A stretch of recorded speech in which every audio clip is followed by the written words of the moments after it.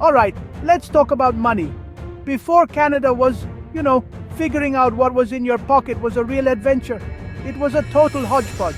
You might have had coins from all over the world rattling around in there. Imagine going to the store for a loaf of bread and paying with a coin that had a Spanish king on it. That was normal. We didn't have our own official cash, so we used whatever we could get our hands on. It was a messy, confusing, but very Canadian way of doing things. We just made it work, because that's what we do. The big players in this monetary grab bag were the British, the French, the Spanish, and our neighbors to the south, the Americans. You'd see British shillings and pence because, well, we were a British colony. Then you'd find French écus, left over from the days of New France. And the most popular coin of all, the Spanish silver dollar, or the piece of 8. Pirates loved them, and so did we. They were so common that people would literally cut them into bits to make change. It sounds crazy, but it was just how business was done back then. This system was, to put it mildly, a bit of a nightmare for keeping track of anything. Every merchant had to be a currency exchange expert. They had to know how much a Spanish dollar was worth compared to a British shilling on any given day. Different provinces had different exchange rates just to make things extra spicy. It was a complicated barter system disguised with a bit of metal. You can see why people started thinking, hey, maybe we should get our own money. It was a good idea, but good ideas in Canada sometimes take a while to get going. So, for decades, this was the reality. A Canadian pocket was a United Nations of currency. It was a reflection of our history with bits of France, Britain, and our trading partners all mixed together. It showed who we were trading with and who had been here before. But it also showed that we weren't quite a nation yet. We were still a collection of colonies, using other people's money to buy our bacon and eggs. The call for a unified Canadian currency was getting louder. Something had to change, and eventually it did. So, after years of using everyone else's cash, the province of Canada finally got its act together. In 1858, 9 years before Confederation, we got our first official coins. This was a huge deal. It was like getting your own driver's license after borrowing your parents' car for years. We were finally in the driver's seat, at least when it came to our change. These weren't Canadian coins in the way we think of them now, but they were for the province of Canada, which was basically Ontario and Quebec. It was a start, and a darn good one. The first coins came in a few denominations, 1 cent, 5 cents, 10 cents, and 20 cents. No loonies or toonies back then, obviously. The 1 cent piece was big and bronze, a proper chunk of metal. The others were silver, made of 0.925 sterling silver, which is pretty fancy stuff. They all had Queen Victoria on the front, looking very regal as you'd expect. On the back you had a wreath of maple leaves. Maple leaves! We were putting maple leaves on our stuff way back then. It's been our thing for a very, very long time. Now here's a funny thing. Even though these were our coins, we didn't actually make them here. We had to outsource the job. All of these shiny new coins were produced by the Royal Mint in London, England. They had the know-how and the equipment, and we didn't. So our first Canadian coins had to take a long boat trip across the Atlantic Ocean before they could end up in anyone's pocket. It was a bit like ordering something online today, but with a much, much longer shipping time. It worked, but it wasn't ideal. These coins were a big step towards creating a national identity. When you have your own money with your own symbols on it, it starts to feel more like you're a real place. People in Upper and Lower Canada could now use the same coins, a small but important step towards unity. The 20-cent piece was a bit odd and didn't last long. It was too easily confused with the American 25-cent piece. But the others stuck around. We were on our way. We had our own change, and it was just the beginning of the story. For a long time, our money was Canadian in spirit, but British by birth. Every single coin was minted in England and shipped over. This went on for 50 years. Think about that. For half a century, we were a country, but we were still getting our pocket change from the mother country. It was reliable, sure, but it wasn't very independent. Finally, people in power decided it was time for Canada to grow up and make its own money. We needed our own mint, and in 1908, we got one. On January 2nd, 1908, the Ottawa branch of Britain's Royal Mint officially opened its doors. It was a big ceremony. The Governor-General at the time, Lord Grey, struck the very first coin produced on Canadian soil.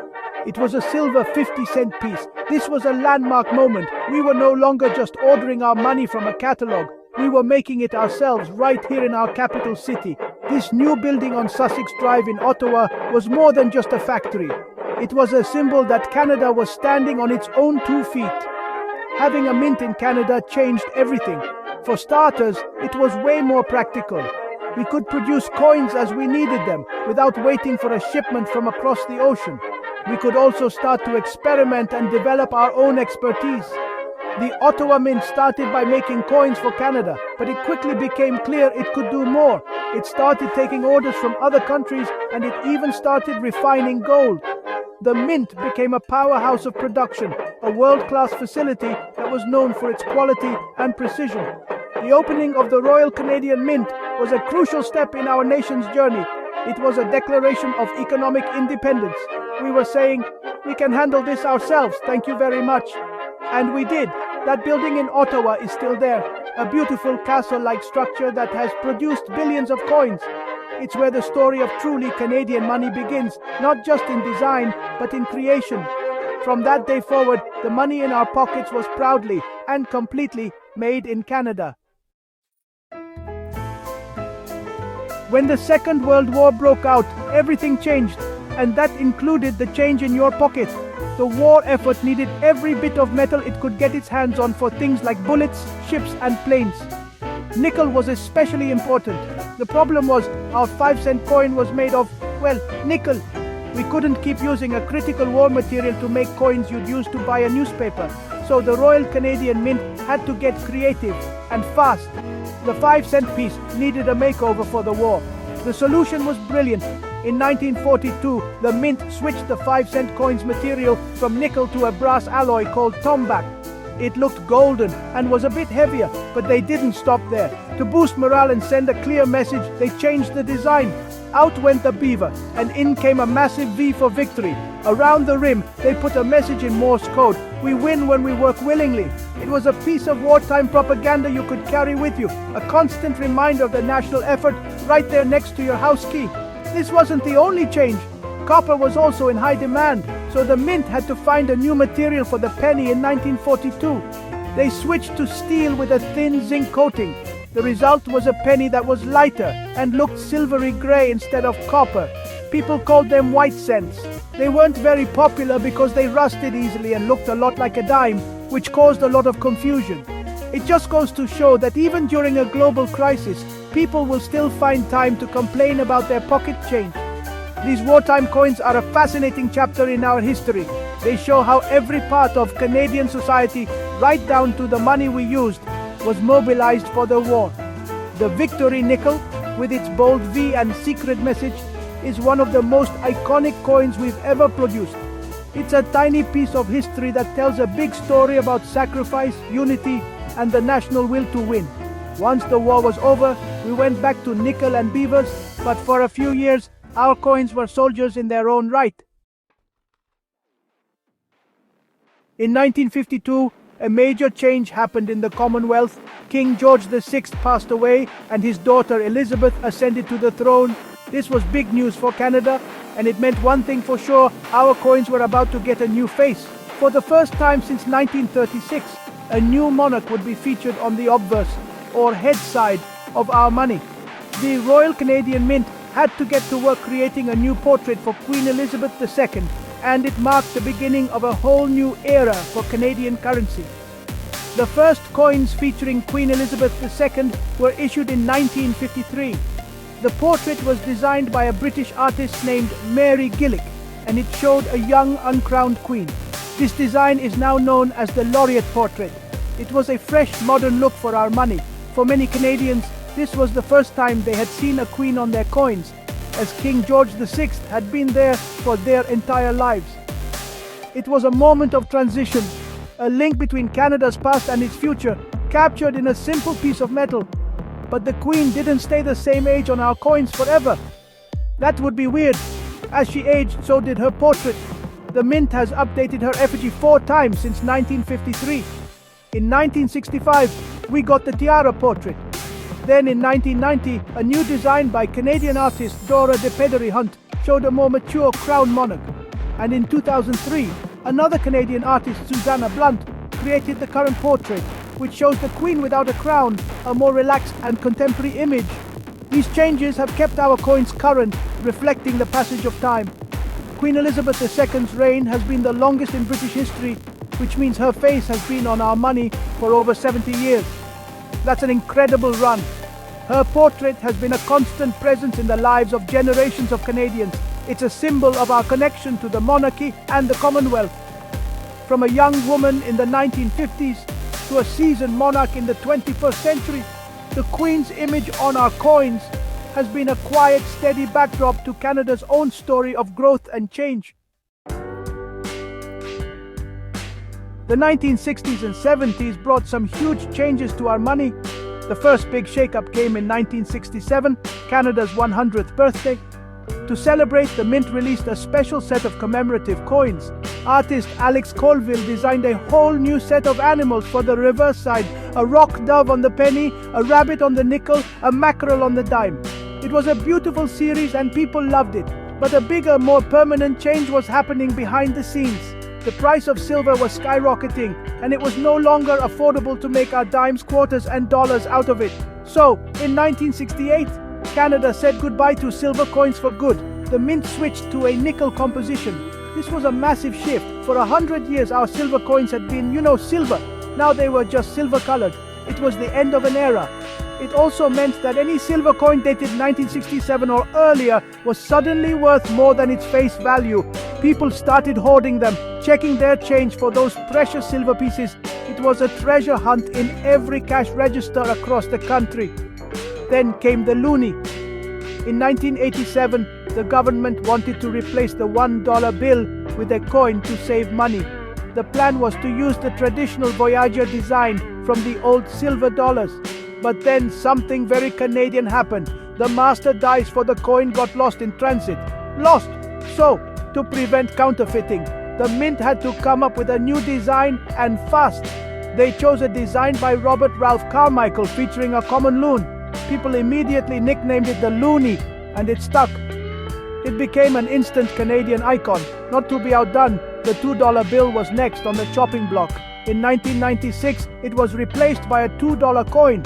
This one was even more special because it was bimetallic with a gold-colored outer ring and a silver-colored inner core.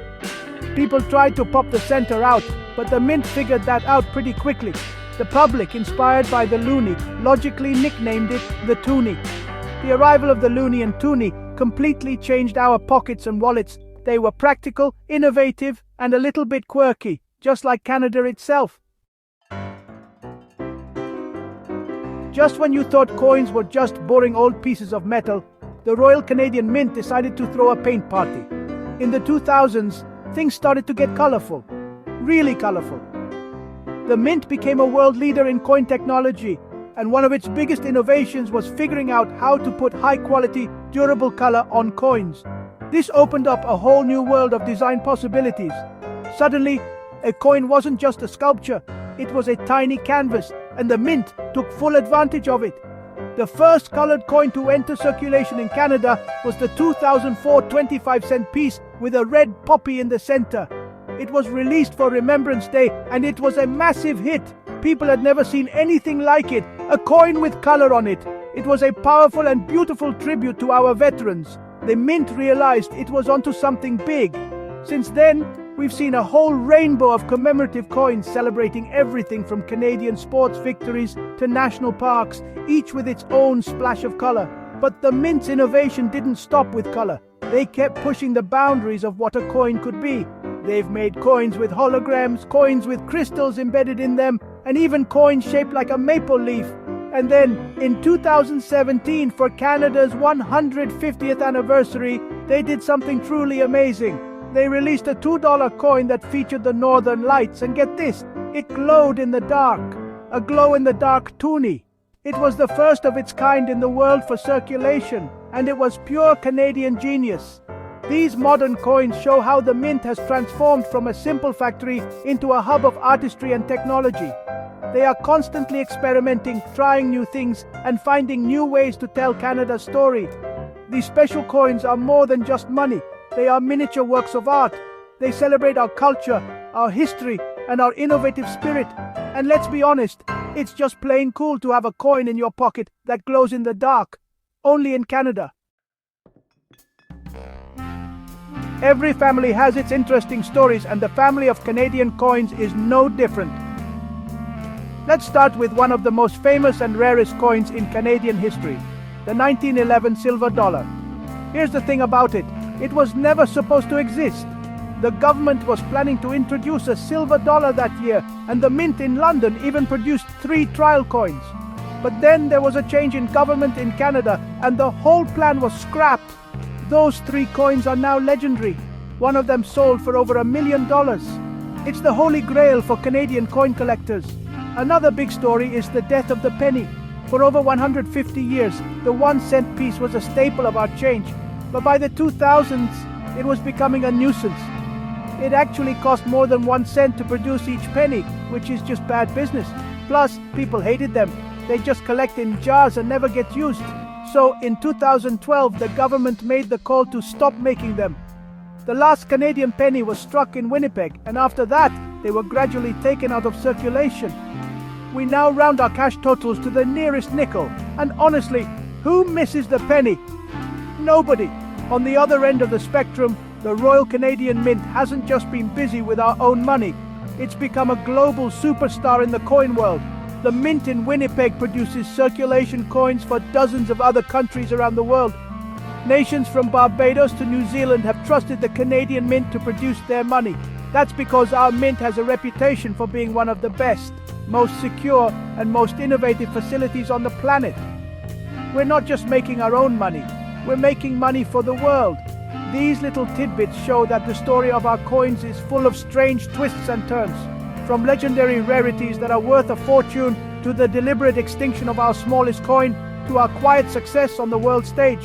It's a history filled with more than just dates and monarchs. It's got drama, mystery, and a good dose of common sense decision making. It proves that even something as small as a coin can have a pretty big and fascinating story to tell. So, when you empty your pockets at the end of the day, what do you really have?